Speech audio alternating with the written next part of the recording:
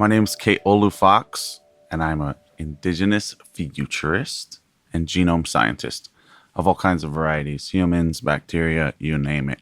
Keolu Fox is a National Geographic Explorer. He's also the first Native Hawaiian to get a Ph.D. in genome science. This idea of Indigenous futurism, where did that come from? The first time I arrived at the idea was at University of Hawaii in Manoa, because there was a sign on the wall. Somebody drew a poster and it said Hawaiian futurism. And I was like, what is that?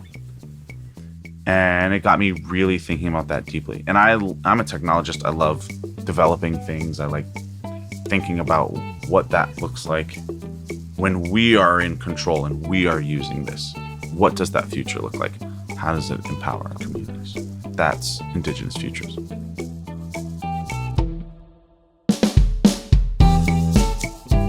I'm Peter Gwynn, editor-at-large at National Geographic Magazine, and you're listening to Overheard, a show where we eavesdrop on the wild conversations we have here at Nat Geo and follow them to the edges of our big, weird, beautiful world. This week, we're going on a wayfinding journey with Keolu Fox. We'll start with the stories he heard growing up in Hawaii about his ancestors and the knowledge they used to find islands throughout the Pacific, and then learn how he's working with Polynesian communities to not only understand how their genomes have been shaped by history, but also to use that information to make them more resilient in the future. But first, adventure is never far away with a free 1-month trial to National Geographic Digital. For starters, there's full access to our stories online, with new ones published every day. Plus, every Nat Geo issue ever published is in our digital archives. There's a whole lot more for subscribers, and you can check it all out for free at natgeo.com/explore more.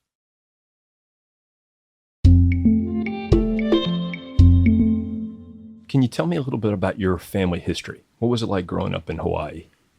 Yeah, my family history, my mom's family is all from the island of Hawaii. So Hōkūleʻa for those from Hawaii.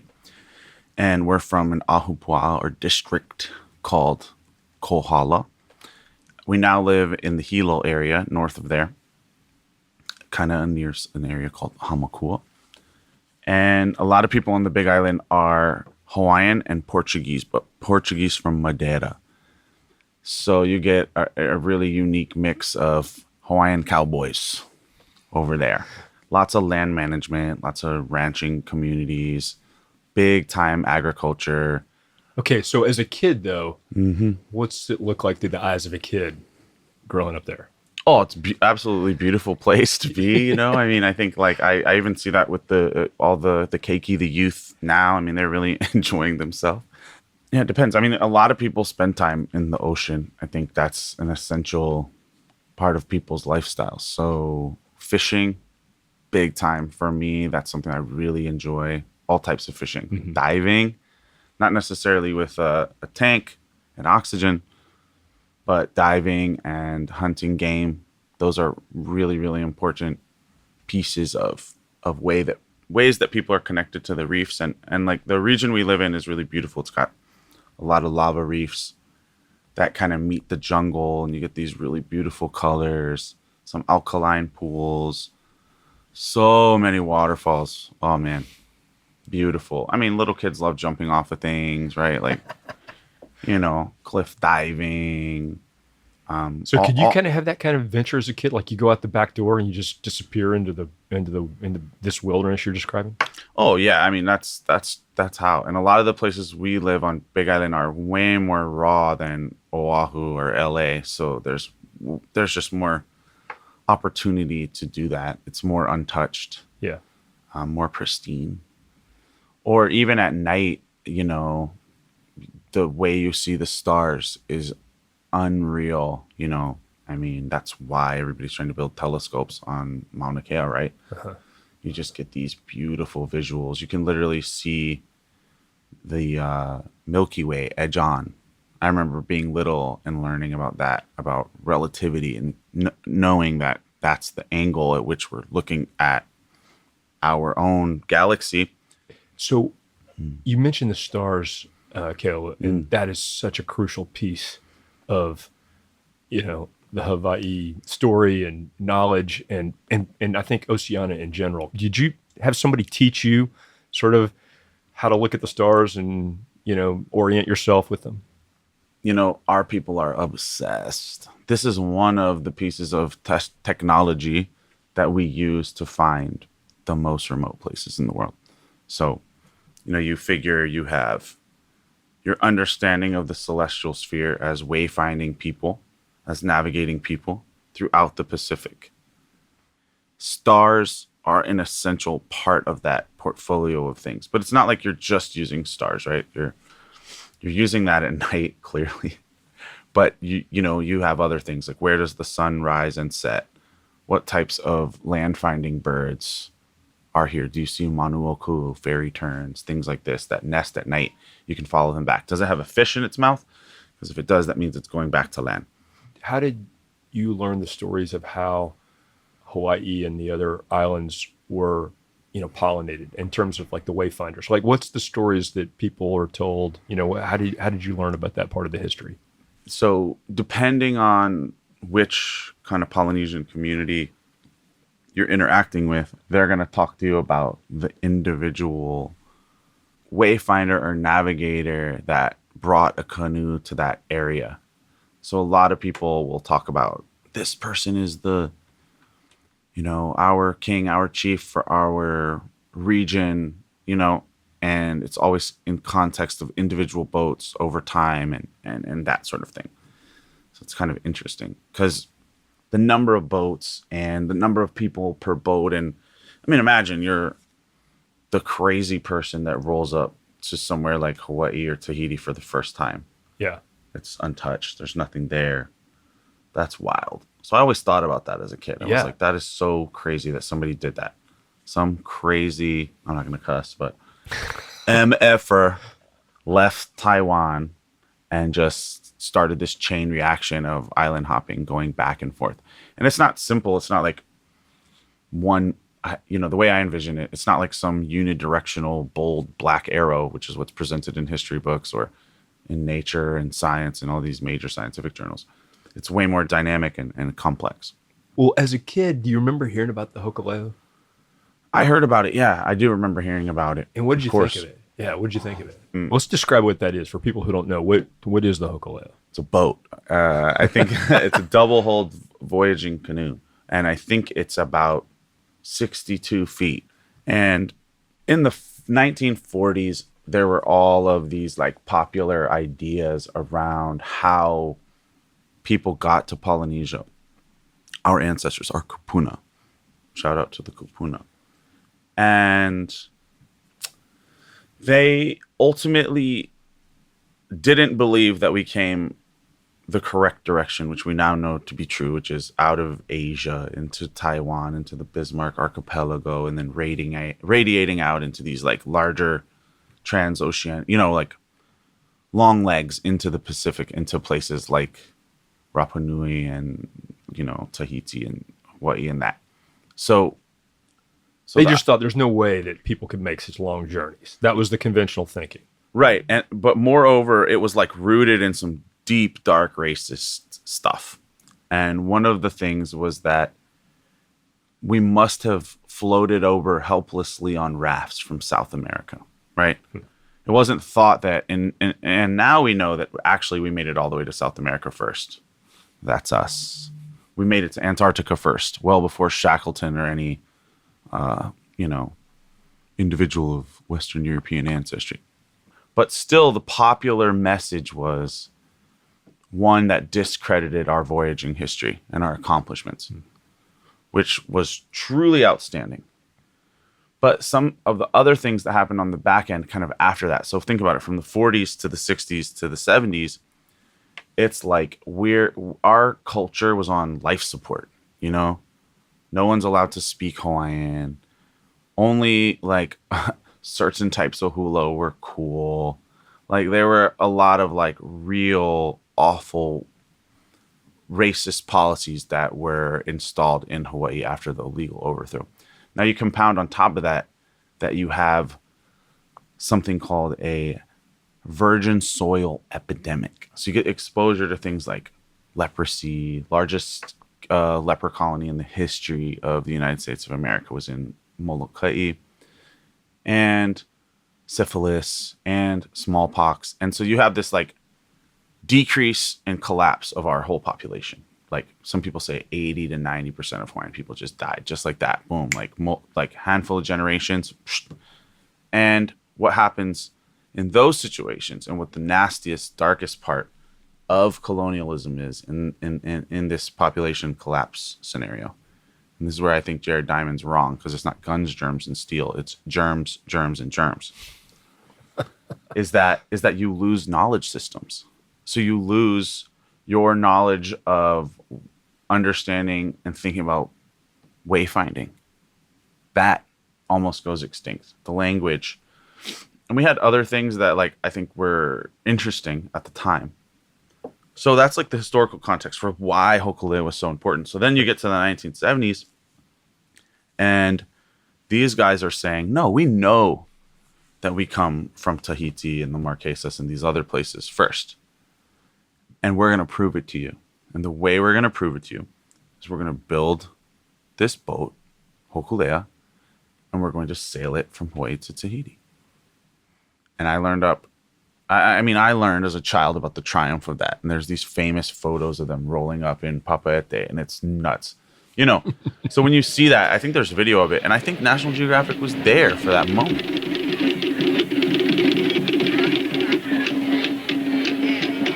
What you're hearing is the 1977 National Geographic TV special, The Voyage of the Hōkūleʻa. In sober chagrin, the crew greets Tahiti's welcoming throng of 15,000.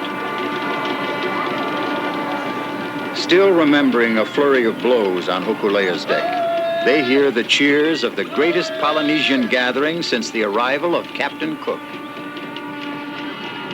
And that's really special that they captured it. And I think that moment in history is very much considered the first Hawaiian Renaissance.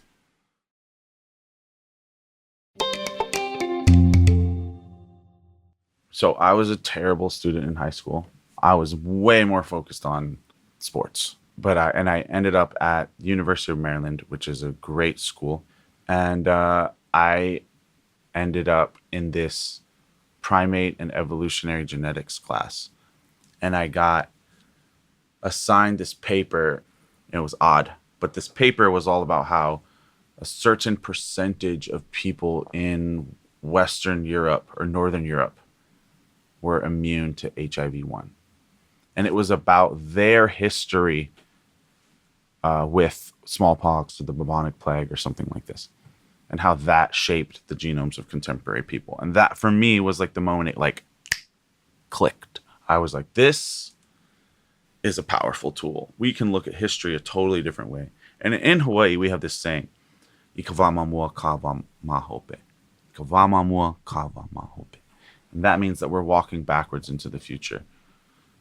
And it means that the what genomics means and the way we analyze that data, it's a reflection of our past. It's a reflection of our relationship with geography, with disease, and it is a mirror of our diaspora.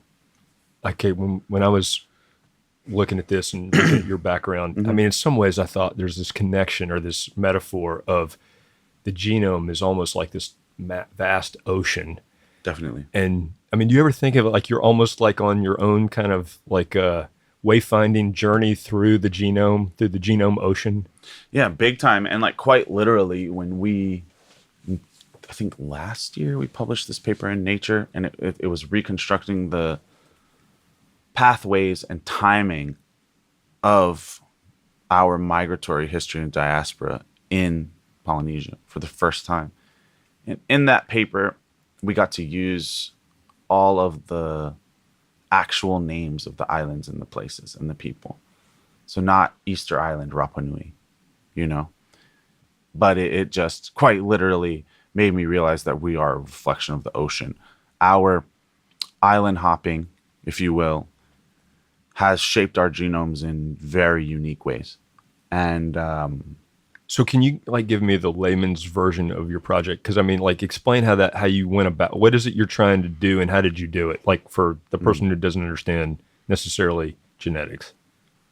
This takes time, right? And especially if you want to do things right, if you want to adhere to cultural protocol and build consensus with communities. And again, we're talking about the largest ocean in the world. So it's, for example, the Marquesas, I think Nukuhiva, which is one of the islands there, for every one person that visits Nukuhiva, I think 9 people visit Antarctica. That's how remote these places are. So Right. we're going there. We're working with community members. Some of our collaborators have data that they've collected, so we're kind of like harmonizing our efforts. And so you're collecting genetic we're collecting genetic data from the people who are living yeah, there. from people, but we're not doing it like It's like cheek swabs. I mean, cheek swabs work. I mean, again, like there are different levels and ways to look at the genome. So when 23andMe, for example, yeah, I think that's what people kind of know is stuff like that. right, and that is a small fraction of the variation that exists in human genomes. If there's 6 billion units, they're probably looking at 500,000 of them, or maybe 5 million of them, or whatever. But the point is, it's not like a complete representation, and neither was the project that we did. We used a limited amount of information, but we imputed or inferred a lot of other pieces of the genome and looked at relationships between different communities of people within Polynesia. So in Tahiti, they have a rich history of colonialism and imperialism and interaction with the French. In Hawaii, we've just had so many different communities of people, but it's going to vary region by region. So we're able to kind of piece those things together. So as part of this project, I mean, you must have met some really interesting people. Like who were some of the people that stand out that you met along the way, spread all over this massive area? So many incredible people. I mean, the coolest part, I think, partially was like getting to work within our own community in Hawaii, right? And that's ongoing. We started a gout study. Are you guys familiar with gout? Gout's gnarly. If you know your uncle who has a kidney stone, for example, that's because of uric acid buildup and having problems metabolizing uric acid. And this is quite common amongst men, but it's the most common in Tahiti and French Polynesia. Like it's up there. So we know, I mean, some estimates were like 30% of men, which is crazy.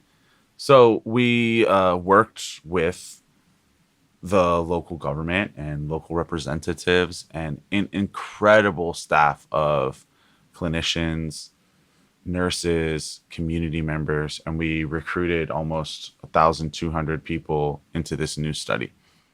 I think the difference is we were actually asking the community, what are the health ailments and questions that you have? What have you prioritized? Because I think like one thing that happens with, colonial entry points for genetic science, which National Geographic has a history of being complicit in. I think now we have a different vantage. What does that mean? Like entrance points, colonial entrance points. It's like, I'm not telling you what the potential use and misuse of genetic information is. I'm just collecting it. I'm fleecing you. I'm hustling you for your genome.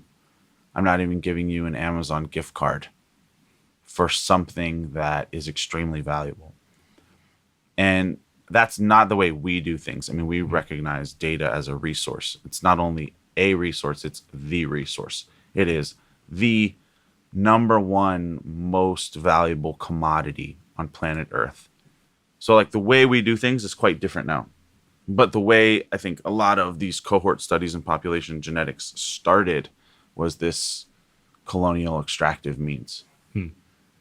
And and we're happy to disrupt the status quo in that sense. So do you guys compensate people then? Oh yeah, How does that work? Yeah, we started a whole company, Variant Bio, and it's been wildly successful. And one of the things that we do is the whole company is rooted in something called benefit sharing. So the way it works is, let's say we design a large cohort study in a community of people that's adapted to high elevation. Okay. It's like Himalayas. The Himalayas or the Andes or something. Okay. and we find some genetic mutation in that community, only exclusive to them, private to them, that allows them to subsist at high elevation. Okay? Yeah. Thrive at high elevation. Whereas everybody else would just be smoked. Right. And that leads to us understanding a new mechanism for, I don't know, oxygen metabolism, which allows us to invent the next Viagra. Okay? Which is a huge financial market. Yeah.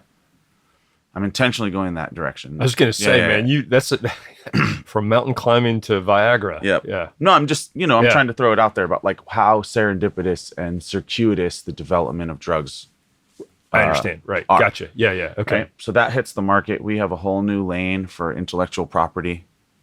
But rather than just taking 100% of that Regeneron, we're looking at you, we actually give back percentages of the revenue, not the profit, the revenue. So that's really important. So you build community partnerships and relationships, and you allow that money to cycle back through. So it's like a circular economic mechanism.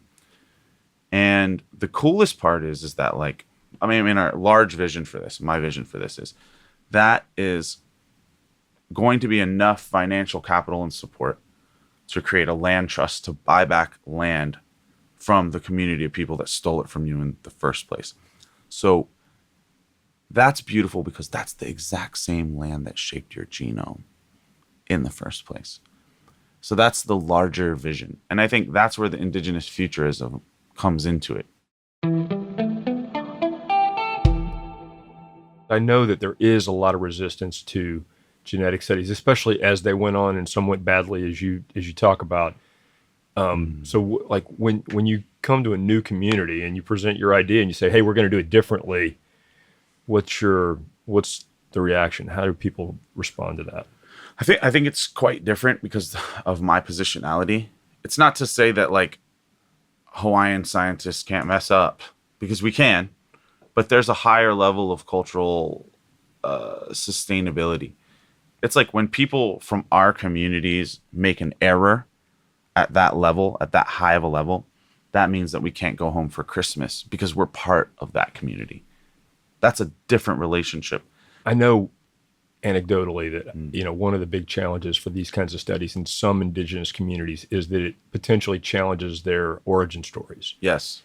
How do you reconcile that thing? Because on one hand, science is like, these are great clues that are going to tell us big pieces of the mystery.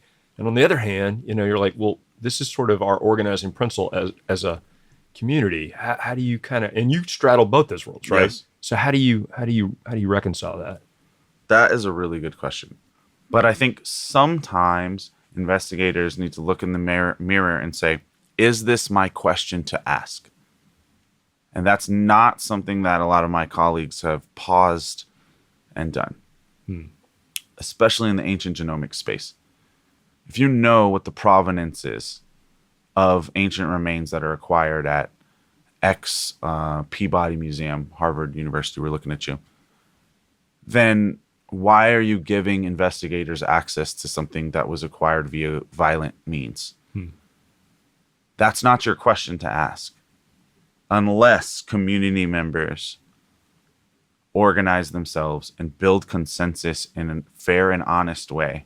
And that becomes the question that they want to ask. And even in that case, they should be provided the latitude to train people from within their community to get these PhDs, degrees, skills, and training, again, to move those projects forward.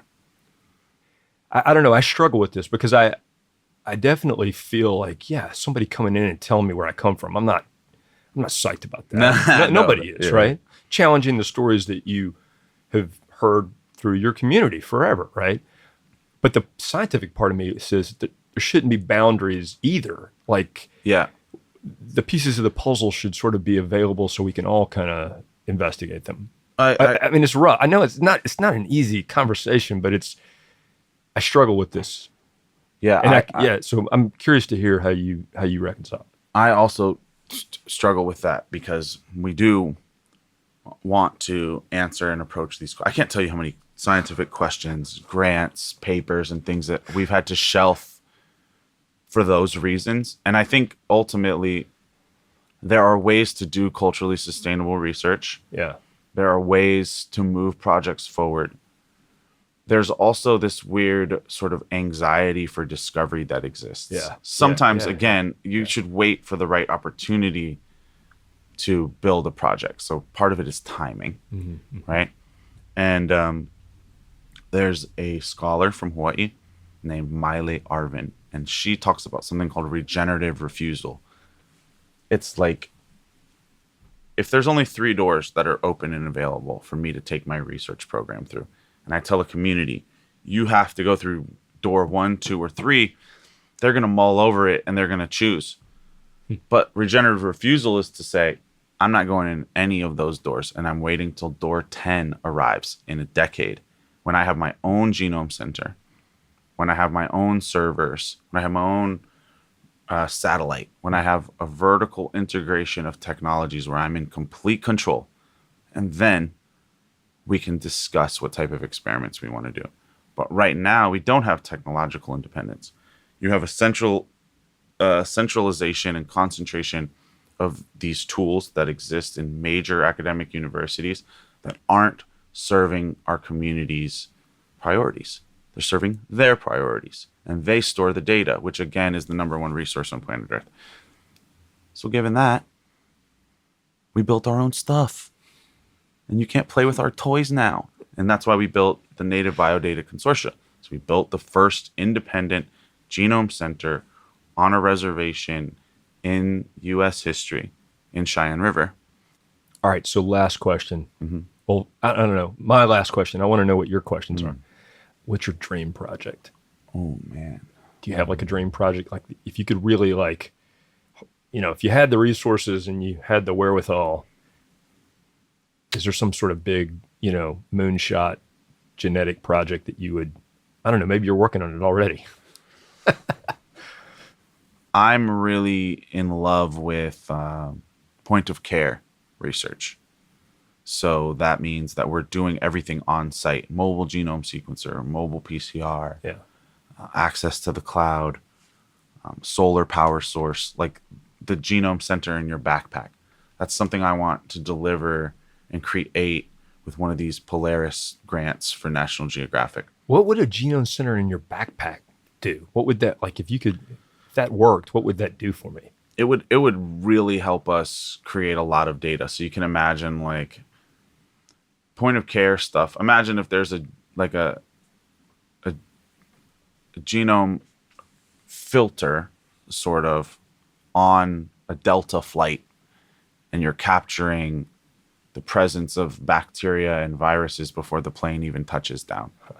Or you're in the most remote places in the world analyzing the presence of a certain bacteria, and you're figuring out which antibiotic you need to give someone in that instance or that case.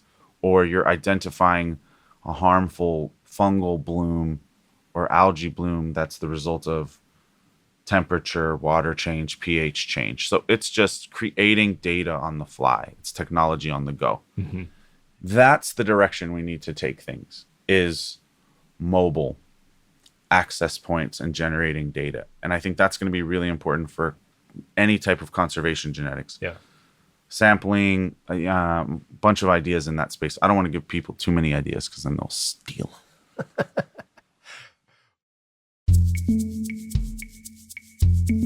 If you like what you hear and you want to support more content like this, please rate and review us in your podcast app. And consider a National Geographic subscription. That's the best way to support Overheard. Go to natgeo.com/explore more to subscribe. As you just heard, Keolu is incredibly passionate about changing the field of genome science to be more inclusive and collaborative with Indigenous communities. To hear more of that, you can watch his TED Talk on why genetic research needs to be more diverse. You can also read his essay in Scientific American on what genomic research could potentially reveal about the history and accomplishments of Indigenous people, such as the genomes of Polynesian navigators who discovered islands in the Pacific Ocean. And if you want to learn more about Polynesian wayfinding, read our piece on how people are trying to keep it alive by sailing around the world on traditional voyaging canoes. And you can also get to know the Hōkūleʻa's first female captain, National Geographic Explorer Lehua Kamalu. That's all in your show notes, right there in your podcast app. This week's Overheard episode is produced by Senior Editor Eli Chen. Our producers are Kyrie Douglas and Ilana Strauss. Our senior producers are Brian Gutierrez and Jacob Pinter. Our manager of audio is Carla Wills. Our executive producer of audio is Devar Ardalan, who edited this episode. Our photo editor is Julie Howe. Hansdale Sue sound designed this episode and composed our theme music. This podcast is a production of National Geographic Partners. The National Geographic Society, committed to illuminating and protecting the wonder of our world, funds the work of National Geographic Explorer Keolu Fox. Michael Tribble is the Vice President of Integrated Storytelling. Nathan Lump is National Geographic's Editor-in-Chief. And I'm your host, Peter Gwynn. Thanks for listening, and see y'all next time.